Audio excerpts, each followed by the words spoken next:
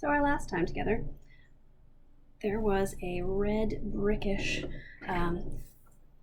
pooey smelling, bruised ripe stemmy red flowers, barnyard, cedarwood, oak. Let's see, what else do we talk about?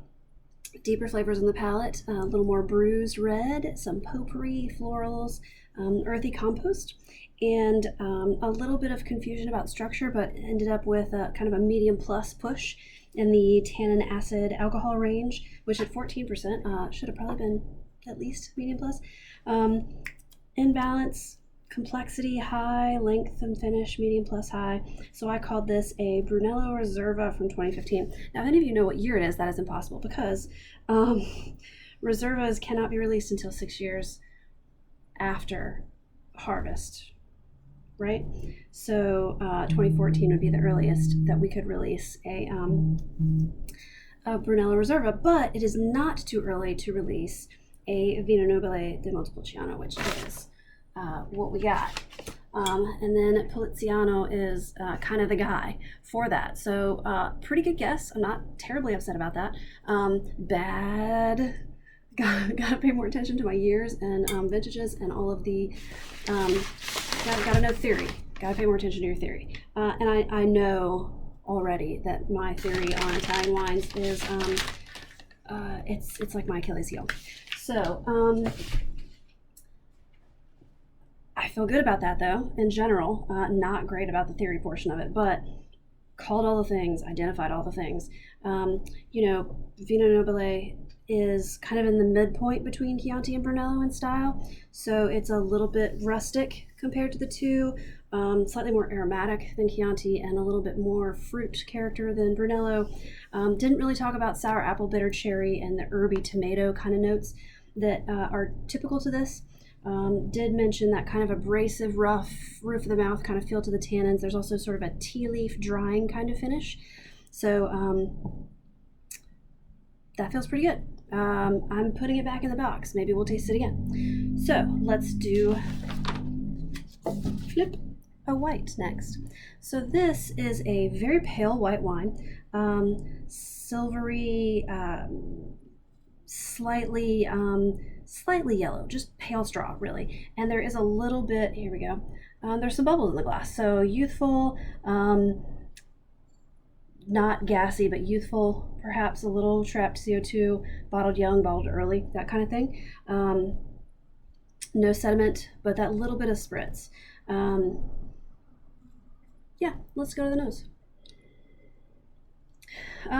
Wine is clean, crisp, yellow fruits, citrus fruits. There's a real tart, high tone grapefruit lemon kind of nose to this. There's definitely some green notes, some herbal herbaceousness, grassy, if you will.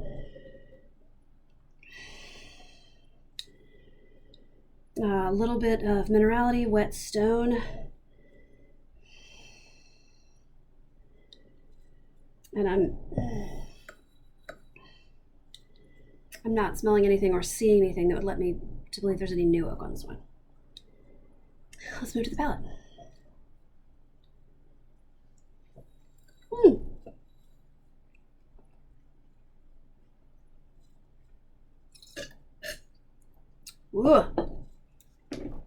Wine is high acid. It is dry. It is tart grapefruit, citrus. It is it's just grapefruit juice. So tart citrus. There's a little melaniness to this. White flowers, herbal, that green grassy herbal watercress kind of just herbaceous greenness that's coming through on this. Yes, wet stone. There is a little roundness to the finish.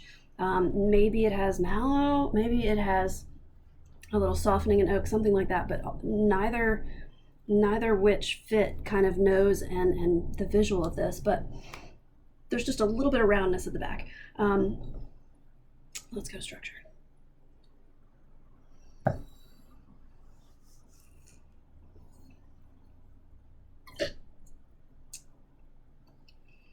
All right, so bitter, high acid.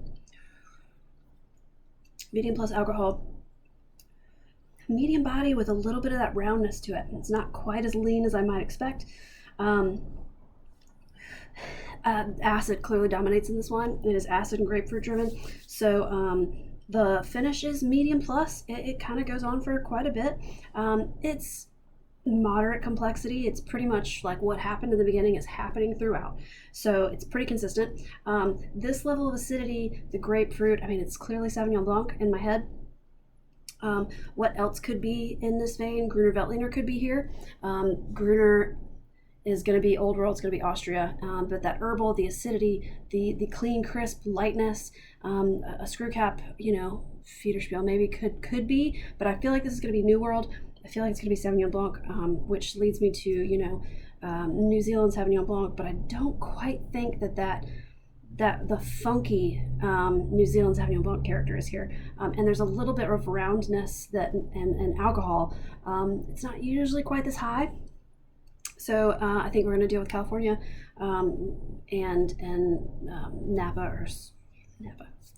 And youthful, like again, that screw cap kind of feel of the bubbles and the just bright, crisp tart, 1 to 3 years.